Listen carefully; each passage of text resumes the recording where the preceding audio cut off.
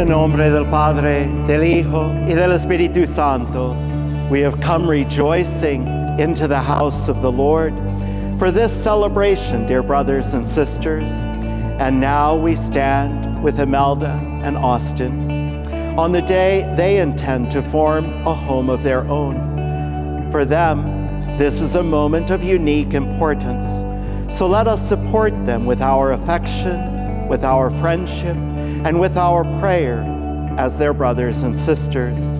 They will give completely to the other everything that they are, all that they have.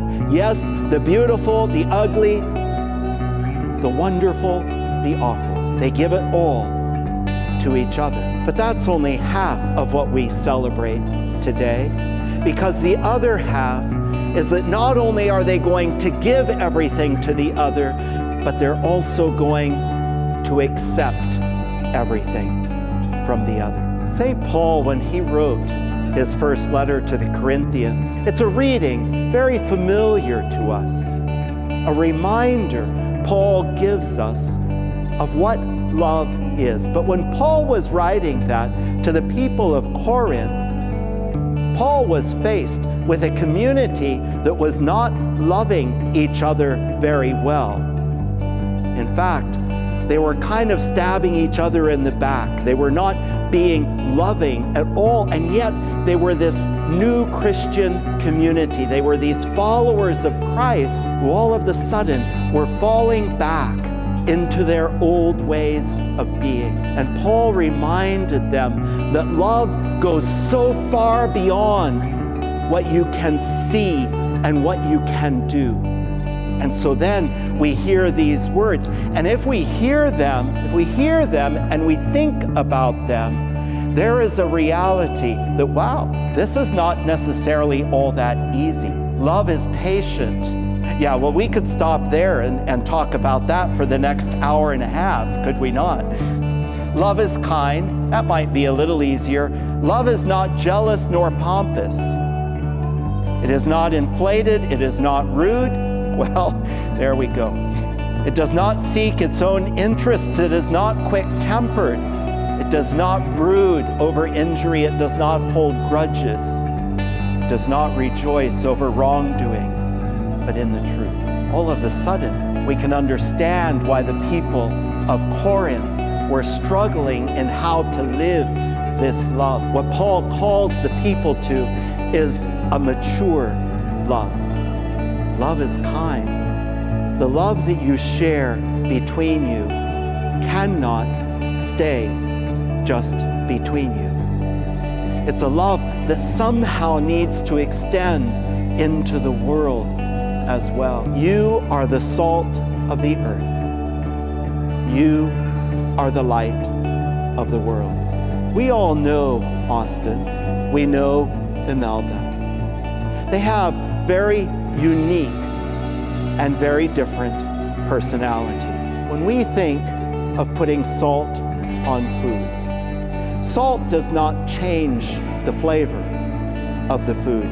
What salt does is enhance the flavor of food.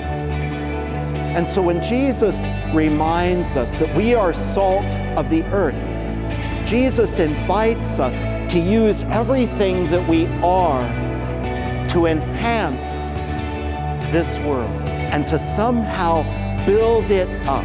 We don't change one another. We somehow make it better. You are the light of the world. All that you do as you now begin to live this sacrament of marriage will remind the rest of us, wow, that is how much God loves me. When we look at you, that's what we want to see, to be a light to the world.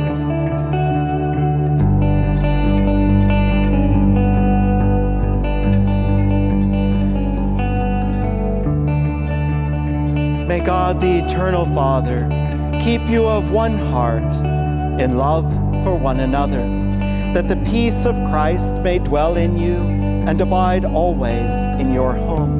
My friends, it is my pleasure to to present to you for the very first time, Mr. and Mrs. Vater.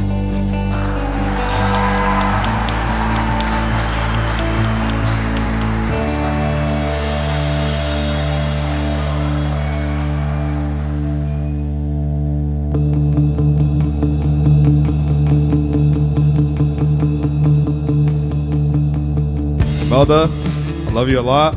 You're a great role model for me. Thank you for everything. And I know you're in good hands. I'm not gonna cry. I know you're in great hands, and here's to making me an uncle in the next 7 years. Austin, you never knew this, but when Imelda told me she had a boyfriend, I told her, when I meet him, I'm gonna beat him up, because I couldn't handle that she had a boyfriend. But once I met you, I knew that you were a great dude for her, and I'm extremely happy that you're in the family, and I wouldn't want anyone else. I could not be more happy that you found somebody like Imelda. Imelda, you are one of the sweetest, most kind-hearted humans I've ever had the pleasure of meeting. And I'm so proud to get to call you my sister. And I'm so proud of my brother that he found somebody and that you guys are just so happy. And you deserve everything in this world. I love you both to pieces. Primeramente, muchas gracias a todos los que nos acompañaron, viajaron de lejos y quiero darle gracias a los que vinieron de México más lejos.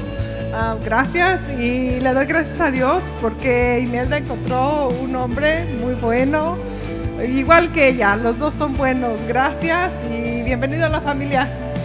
Gracias. Not only was he a good kid, Austin's always just had a huge heart, very kind, caring, considerate to others, always takes other people's feelings into consideration with his decisions. And we've always just been so proud of his demeanor and just the person that he is. So we're just so proud to have both of you. And Imelda, welcome officially to the family. And we love you guys both. Let's raise a glass. Austin and Imelda, may they have a very long, prosperous, and happy marriage.